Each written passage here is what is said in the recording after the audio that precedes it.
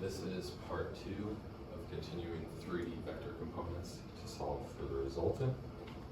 So in the first part, what we found was our I or our X components, our J or our Y components, and our K or our Z components for all 3 components of our resultant. Now what we need to determine is the X, Y, and Z forces for our final resultant. So the way that we do that is we take the sum of all these I, J, and K hats. So looking at this, we have 287.22 I hat.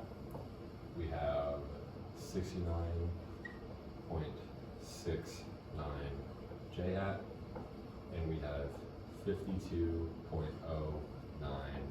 K hats.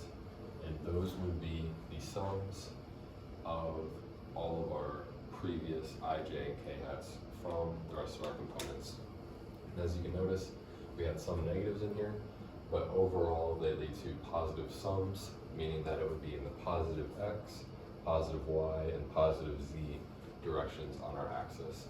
So you can imagine that it looked like something like this force, where it has our direction, the X, Y, and Z. So now that we have these 3 components, we can solve this just like we would in a 2D diagram for Pythagorean theorem.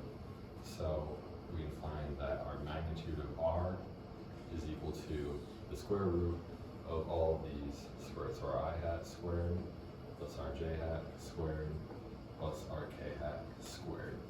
And that would give us a number of about 300.11 newtons if we're looking in newtons. So that would be the force of our resultant at the end. The other thing that we may be asked in this equation, or in this type of problem, would be to find the angles that go to our resultants. So if we're given the magnitude and we find our final magnitude, we can also use this to solve for the angles and solve for the rest of our problem. And the way that we would do this, we could say if we were looking for the angles between each, we would once again need our alpha, beta, and gamma measures. And our alpha would be looking for our X. So the way that we can solve for this is we can say that this is equal to cosine inverse of our force in our X direction over the final force. We can say that again, cosine inverse of the F in our Y direction over our F. And we can say that again for the cosine inverse of our F in the Z direction of our F. And this would be our X, Y, and Z direction forces that we could plug back into here. And our final force would be 300.11. So if we do that for each of these, we can say that cosine inverse of our X, so 287.22, divided by 300.11 is equal to 16.85 degrees, which looks about right. We have a very small angle between these two, 5 degrees. We do this again for our beta, or between our positive Y and our force.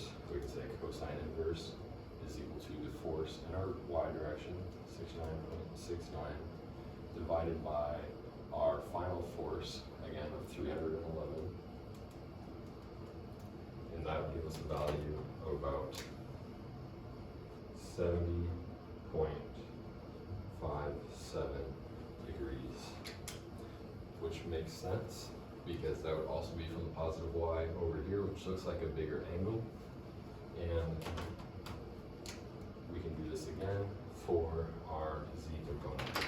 We can say, or our gamma, we can say cosine inverse is equal to our K component, 52.09, divided by our 311,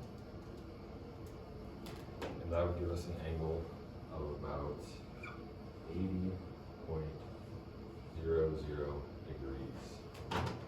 So that would mean that our x to our final is about 70.57, and our z to our final is about 80 degrees.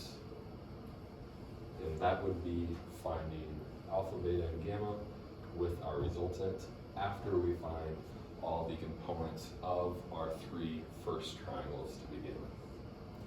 And that should be about most of the questions that you can find using the three different types of vectors that you can be given, and then finding the total resultant from those, finding the magnitude of that resultant, and then finding the angles again of that resultant.